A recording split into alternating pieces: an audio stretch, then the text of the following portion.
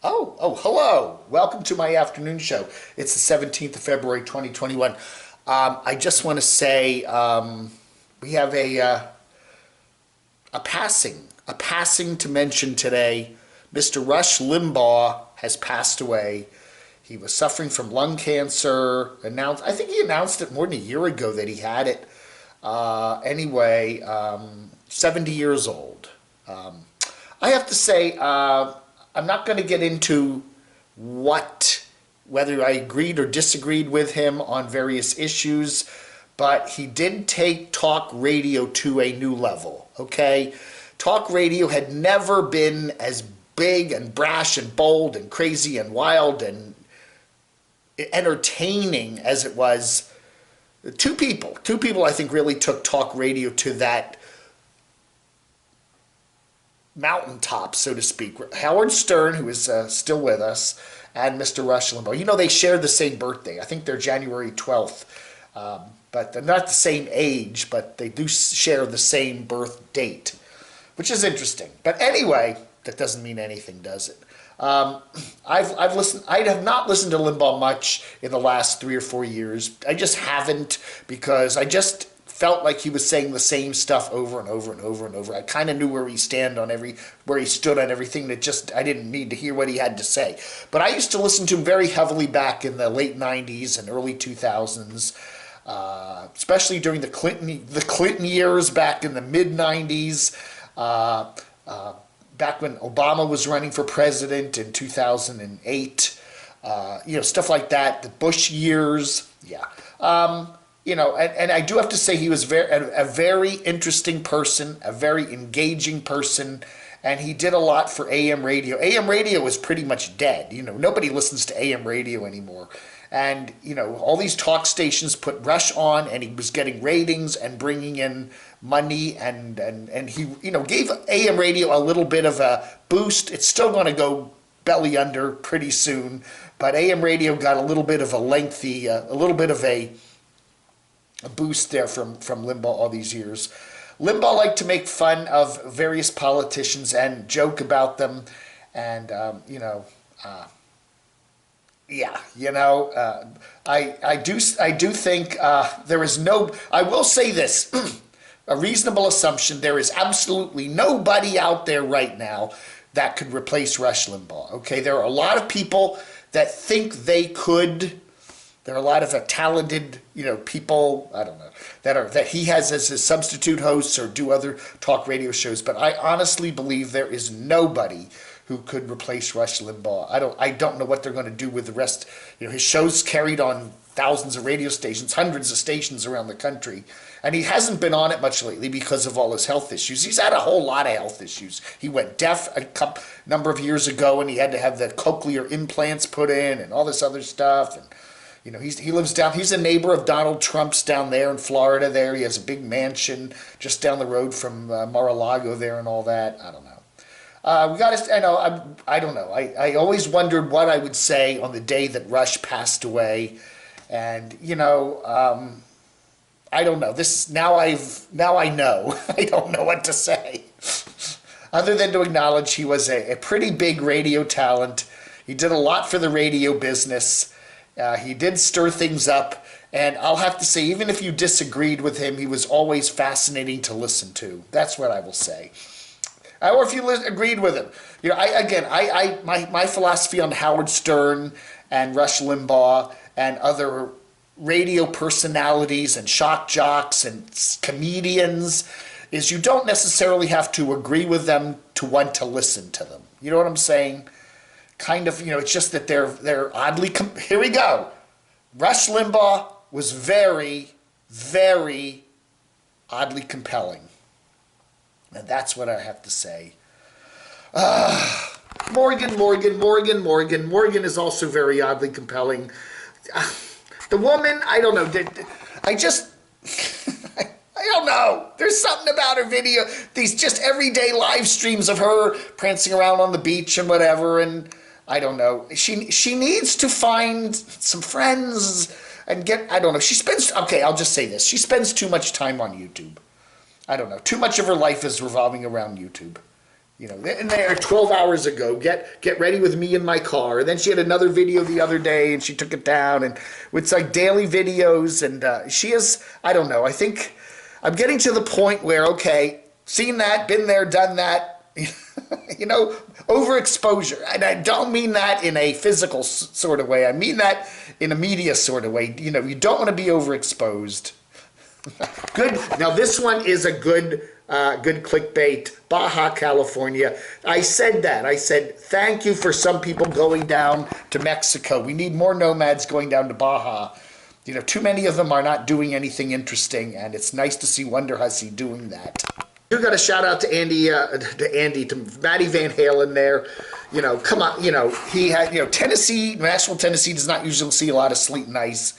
And they got some sleet and ice, and you know, but you know, if you live in Chicago, you live in New York, you live in Boston, you live in Minnesota, that's a nothing day, just some sleet and ice, you know. He's acting like it's the end of the world. Oh my goodness, how a nomad surviving sleet and ice.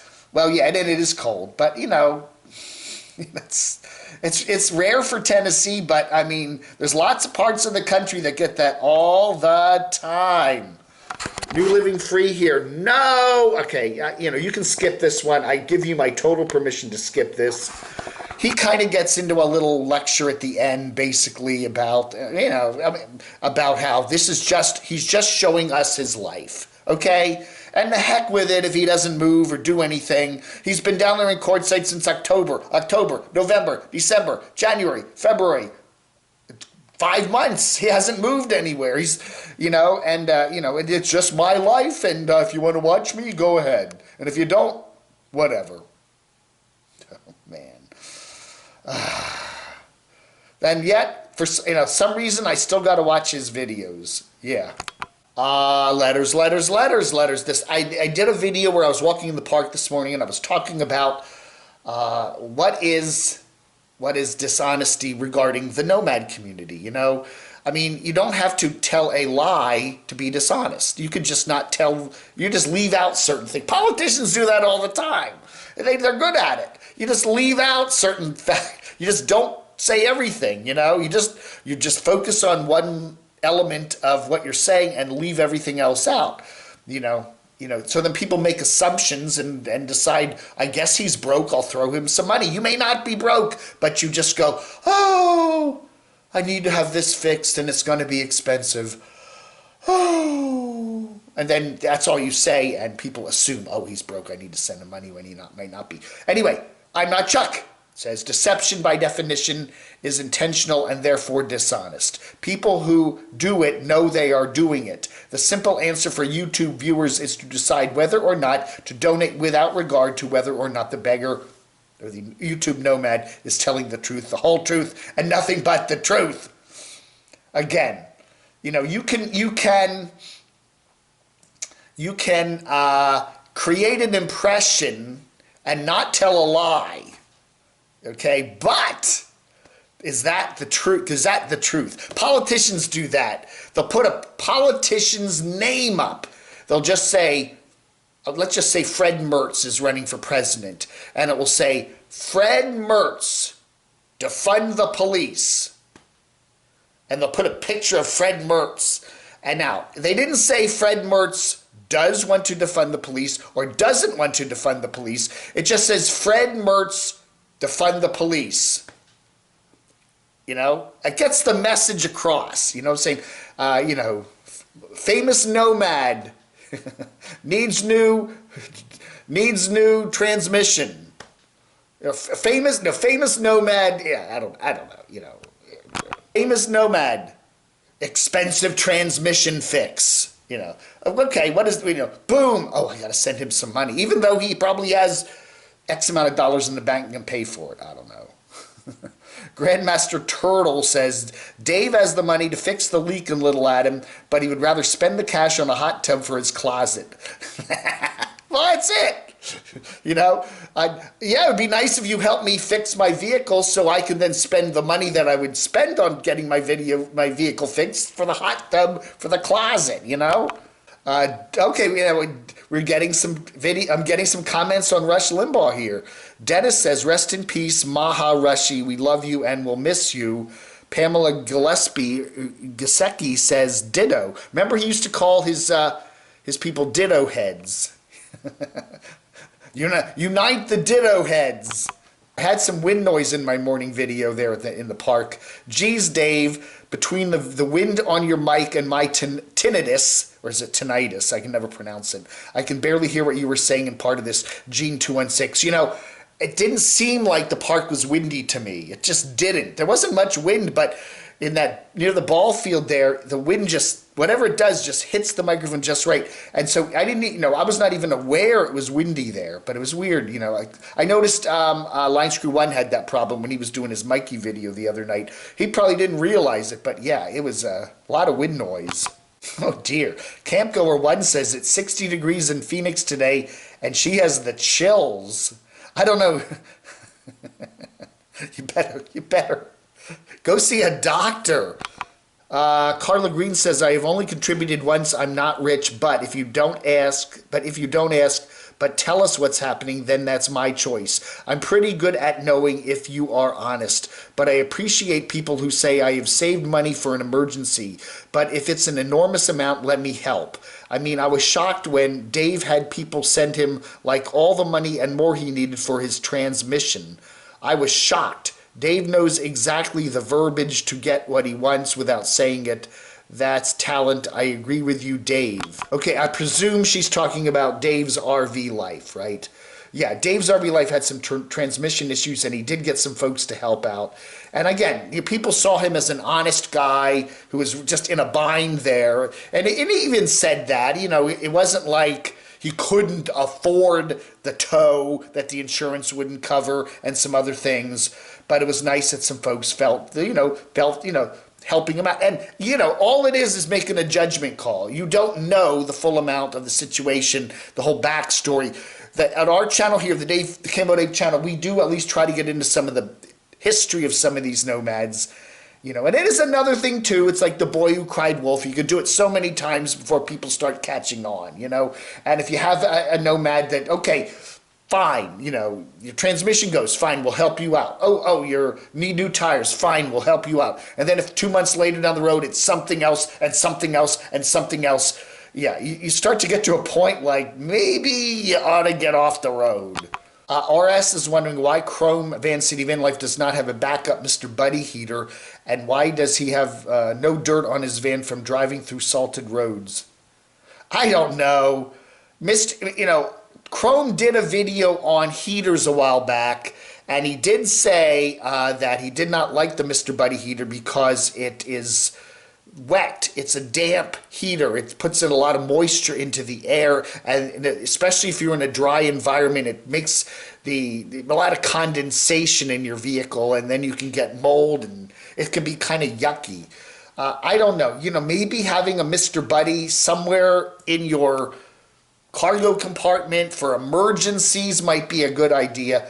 I think he even said, though, I think Mr. Buddy is a propane heater, right? He was saying that it was so cold, minus 30 degrees, that even the propane was not working right, at least on his stove. Not a Nomad said, yeah, I was a bit shocked that Chrome didn't seem aware of the important things like to keep the van running. It's a pilot that doesn't do a pre-flight and then gets up and has to declare an emergency. Chrome did admit that. He did say that he should have left his van running that night when it was minus 30 because he was just asking for trouble there. I don't know. He did have a heater block, whatever they call, block heater on his vehicle. He should have known he had one or didn't have one. And especially up in Canada where it does get cold, he could have parked, and he was parked at some sort of a building there, a rest stop of some sort. There was probably an outlet somewhere, and he could have plugged in and at least had the engine being heated up at night, like they do up in Minnesota. I don't know, he did forget a few things now, didn't he? And finally, Laura says, I love Chrome's videos. I watch all his videos and support his Patreon. I was just happy to see that he and Cruz the dog were safe. Yeah, we are 2 days into our power outage because of the ice storm. I'm not in our vehicle though, but thankfully I have Wi-Fi in my truck, which is parked right up by my window. Stay safe and warm, everybody. Yeah.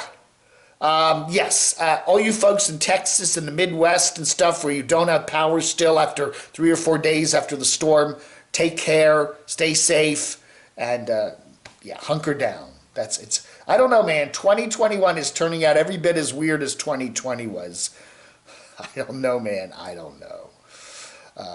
Gene Jones says daughter is in Fort Worth, had to get a motel, no power or water in her condo. They charged her $30 to park on the motel hotel property on top of the cost of the room.